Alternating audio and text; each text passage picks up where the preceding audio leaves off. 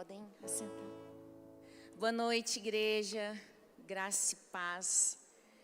Nós estamos hoje em um culto evangelístico e por isso nós não podemos deixar de sair daqui sem ter aprendido um pouco mais sobre um estilo de vida que expresse o nosso Jesus.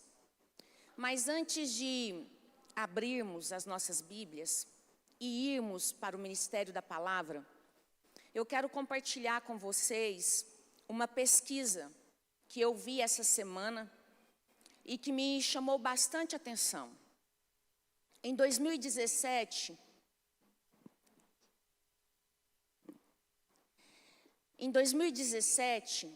o IBGE soltou uma pesquisa onde 29% da população brasileira se considerava ser evangélica.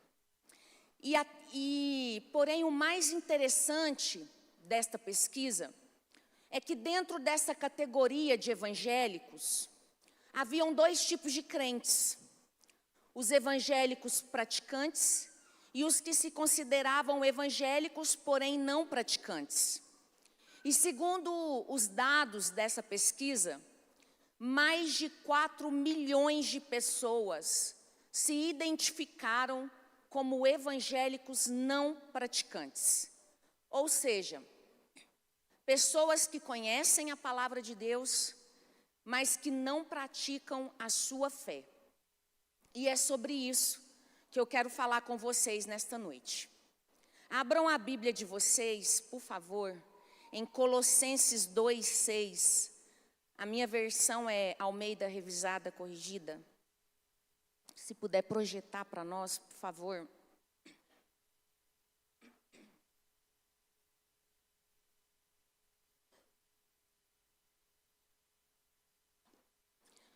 Como, pois, recebestes o Senhor Jesus Cristo, assim também andai nele.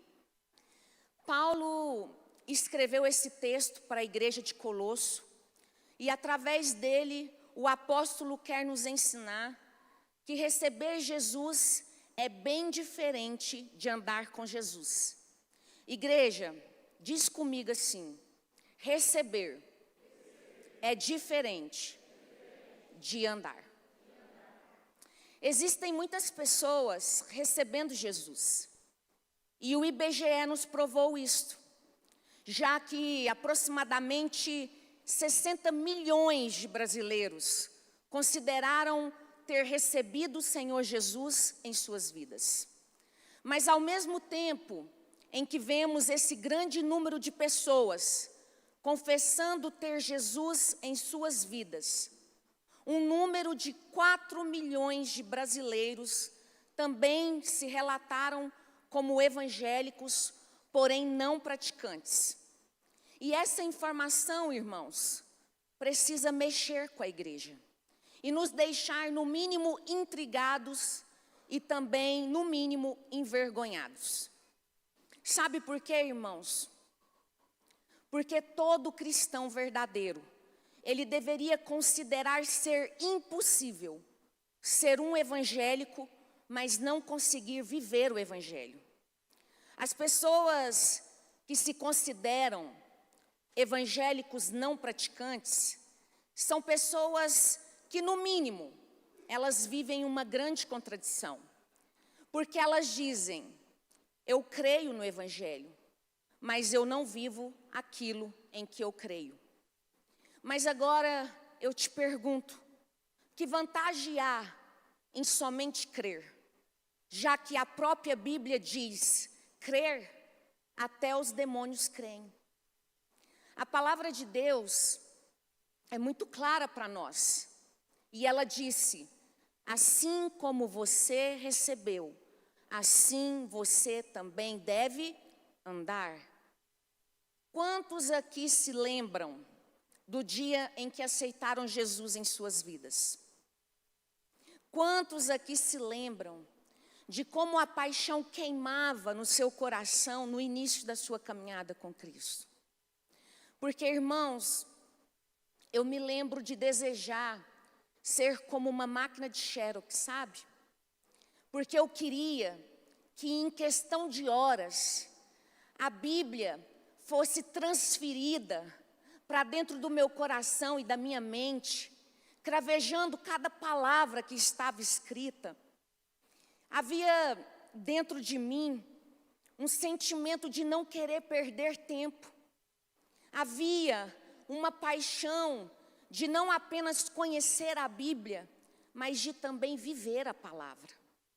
Eu desejava ardentemente ser como uma cópia de Jesus, porque eu havia tomado a decisão de deixar tudo para trás e de começar uma nova história com Cristo. E eu acho que é assim que todos nós que experimentamos, chamamos isso de primeiro amor. Irmãos, eu estou longe de alcançar a perfeição. E o Fred está aqui para provar isso, não é, amor? Eu não estou aqui dizendo que eu sou um modelo que vocês devem seguir. Pelo contrário, ao preparar esta palavra, Deus ministrou e confrontou muito o meu coração. O Senhor me confrontou para que eu não permita que a chama do primeiro amor se apague em minha vida. E o interessante é que Paulo, neste texto que nós acabamos de ler, ele se refere justamente a isso. Que da mesma forma, apaixonada e santa, que um dia recebemos Jesus em nossas vidas, assim nós também devemos andar nele todos os dias. Irmãos, Paulo sabia que na caminhada com Cristo, o nosso amor pelo Senhor poderia se esfriar. Ele sabia que o cansaço e as frustrações iriam chegar. Paulo sabia que era possível estar dentro da igreja e ao mesmo tempo estar afastado de Deus. Irmãos, sabe o que está faltando no mundo? Faltam pessoas decididas a viverem de verdade o Evangelho. Porque existem milhões de pessoas pregando um Evangelho diferente, relativo. Pessoas pregando o Evangelho com palavras bonitas, mas com atitudes corrompidas. Está faltando pessoas que andam com Jesus da mesma maneira como um dia o receberam. Irmãos, Jesus é lindo, não é? Glória a Deus por isso. Ninguém foi obrigado a levantar a mão e a confessar, a receber Jesus como Senhor e Salvador da sua vida. Mas o que a palavra nos confronta é que da mesma maneira que nós decidimos recebê-lo, assim nós também devemos andar nele e todos os dias. Nós não precisamos de mais evangélicos. Nós não precisamos de um número maior de crentes para transformar o nosso país. Sabe o que vai transformar o Brasil? A nossa nação vai mudar quando um punhado de cristãos que receberam Jesus continuarem andando com Ele, com a mesma paixão e santidade do início. E sabe por que eu afirmo isso, igreja? Porque a Bíblia relata, no livro de Atos, que apenas 12 homens foram suficientes para virar o mundo de ponta cabeça. E o que tornava esses 12 homens diferentes era a paixão, o temor, a santidade que eles carregavam e que eles viviam no seu dia a dia. Sabe, irmãos, Deus é o maior interessado em que a gente evangelize o mundo inteiro. Afinal, a sua palavra nos revela que o desejo do coração do Senhor é que todos sejam salvos. Mas para que uma conversão genuína e em massa aconteça, é preciso que as pessoas não apenas falem de Jesus, mas que elas também expressem Jesus com o seu estilo de vida. Abram para mim, por favor, em 2 Timóteo, no capítulo 1, os versículos 8 e 9, da versão ARA.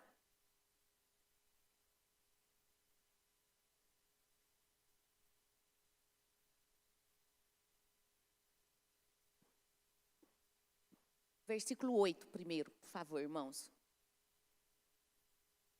Isso. A minha é a ARA. Não é essa. Portanto, não te envergonhes do testemunho do nosso Senhor, nem de mim, que sou prisioneiro seu. Antes, participa das aflições do Evangelho, segundo o poder de Deus que nos salvou e chamou com uma santa vocação. Irmãos, eu quero te fazer uma pergunta. Porque o que te salvou? Porque, segundo esse texto, o que nos salvou foi o poder de Deus. Mas o texto também diz que o poder de Deus, ele não apenas nos salvou, como também nos chamou com uma santa vocação. Sabe, irmãos, tem muita gente dentro da igreja que está vivendo apenas como salva, mas que não está vivendo o seu chamado.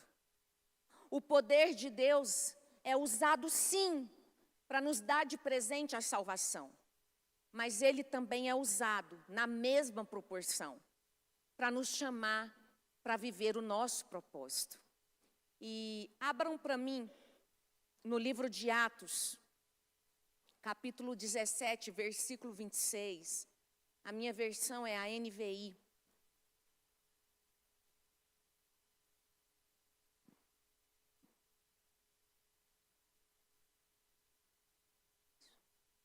Diz assim: de um só homem ele fez todos os povos, para que povoassem toda a terra, tendo determinado os tempos anteriormente estabelecidos e as fronteiras dos seus territórios. Esse texto, ele nos ensina que todas as coisas criadas por Deus foram de forma intencional. Você nasceu na sua família porque Deus quer te usar para alcançar pessoas específicas. Você nasceu no seu ano porque Deus quer te levantar para alcançar uma determinada geração. Você mora nesta cidade e congrega nesta igreja porque Deus tem planos e projetos para você viver aqui neste tempo. Irmãos, nós não somos um projeto que deu errado. Segundo esse texto de Atos, ele nos prova que antes mesmo da gente ter nascido, o Senhor já havia planejado para nós uma missão aqui na terra. Nós acabamos de ler. Ele fez todos os povos para que povoassem toda a terra, tendo determinado os tempos anteriormente. O Senhor, ele determinou todas as coisas anteriormente, ou seja, antes mesmo delas existirem. Irmãos, o nosso tempo foi estabelecido, pré-estabelecido por Deus. Os lugares por onde passamos e que ainda vamos passar foram pré-estabelecidos por Deus. Deus, ele tem um propósito para cada vida que existe na terra. Não estamos aqui perdidos ou por obra do acaso. Existe um propósito criado por Deus antes mesmo que eu e você tivéssemos nascido. Deus, ele cria primeiro a missão e só depois que esse projeto foi criado, é que ele então cria a mim e a você, colocando em nós talentos, dons e habilidades necessárias para cumprir esse projeto. Se o nosso Deus, ele é intencional, nós também precisamos ser intencionais na nossa forma de viver. E eu quero deixar aqui uma sugestão para cada um de nós que vamos começar a nossa semana. Visite um cemitério, fique lá por um tempo, reflita sobre a vida e sobre a morte. Sabe por quê, irmãos? Porque eu e você precisamos parar de viver de qualquer jeito. Temos que parar de viver no automático. Temos que parar de ignorar a morte. Parar de deixar para amanhã aquilo que Deus nos pede para fazer hoje. Irmãos, ao longo desta semana, Deus ministrou muito ao meu coração, que nós precisamos aprender a viver de uma forma intencional, porque cada dia que se passa, nós estamos mais perto da morte, e isso acontece desde o nosso nascimento. Nós fomos criados para cumprir uma missão aqui na terra, e cada dia que se passa, a contagem regressiva, ela avança para o nosso túmulo. Eu vou ler novamente essa passagem de 2 Timóteo, que diz assim: segundo o poder de Deus, que nos salvou e nos chamou para uma santa vocação. Nesse texto, a palavra poder, ela veio do grego, dunamis, que pode ser traduzida como dinamite. É como se Deus estivesse nos falando: eu tenho aqui um poder tão grande, o poder de uma dinamite, que ele não serve apenas para te salvar, mas ele também serve para que você viva o propósito para o qual eu te criei. Deus, com esta palavra, Ele quer nos trazer intencionalidade. Primeiro, para vivermos não apenas como salvos, mas para também cumprirmos a missão que Ele nos confiou.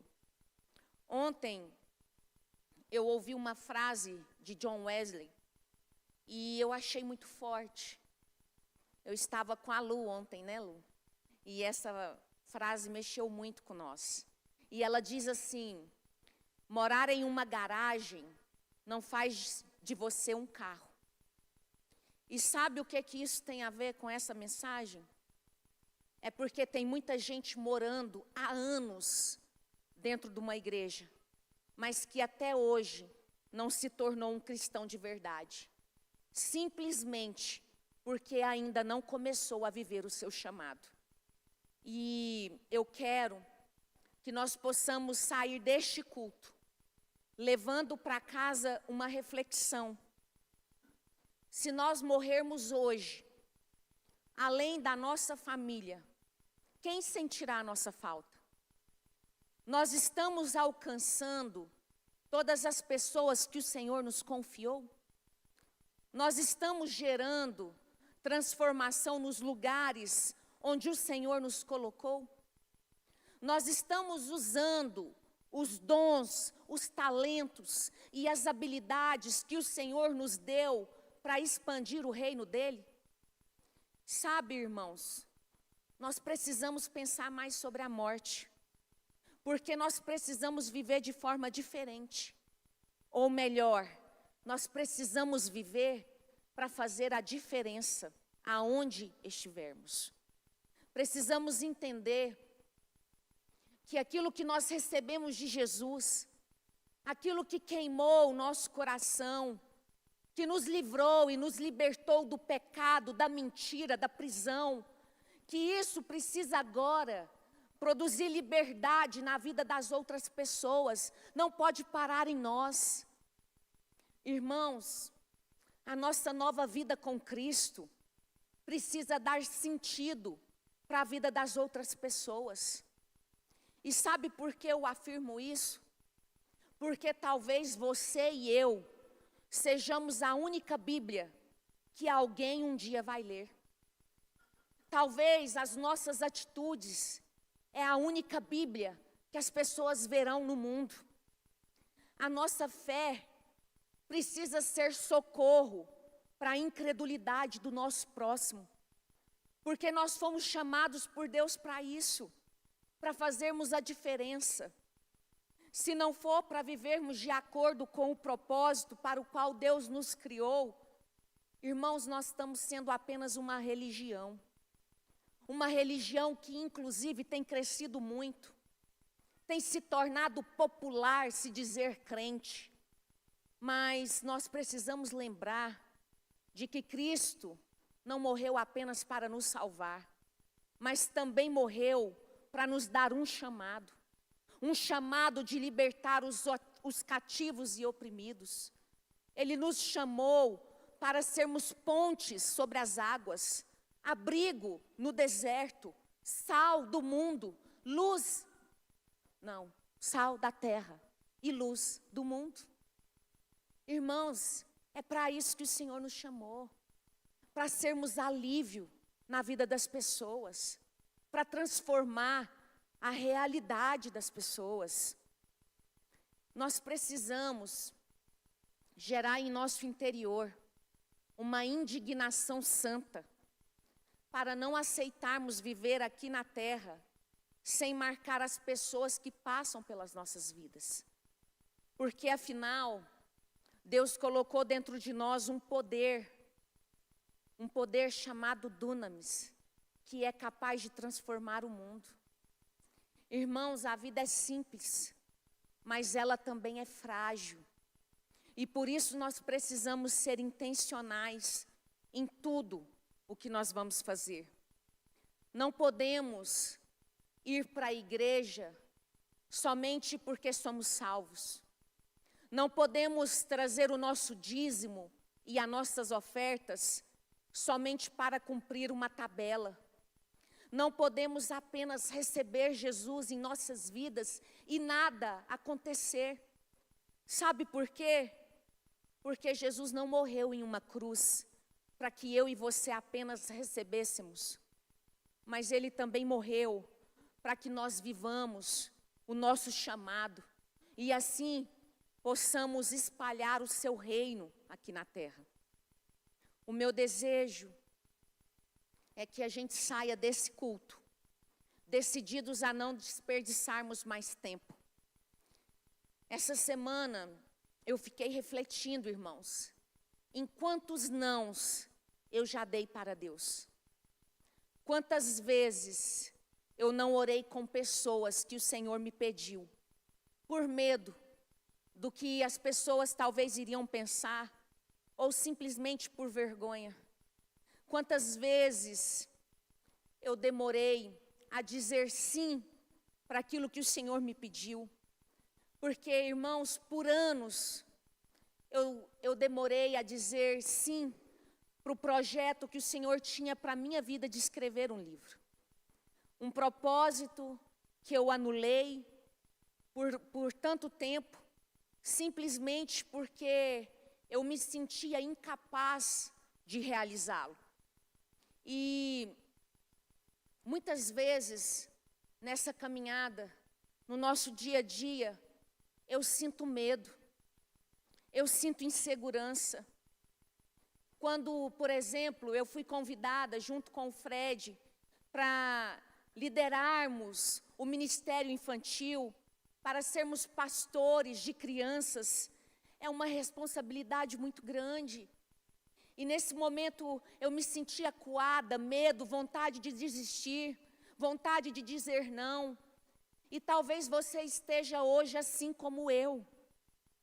Mas, irmãos, a notícia que eu trago é que ainda dá tempo para nós. Porque enquanto há vida, nunca é tarde para escrevermos uma nova história. Mas nós precisamos reagir. Precisamos dizer sim ao chamado que o Senhor nos confiou. Sabe por quê, irmãos? Porque no céu nós não teremos mais chance de vivermos o nosso chamado. Porque no céu nós não teremos oportunidade de transformarmos as vidas. Porque cumprir e viver o nosso chamado é uma missão que o Senhor nos deu para vivermos aqui na terra. E eu quero, para finalizar esse culto, eu quero convidar o Ministério de Louvor já para subir. Eu quero finalizar esse culto contando para vocês uma história que está lá em Gênesis 38.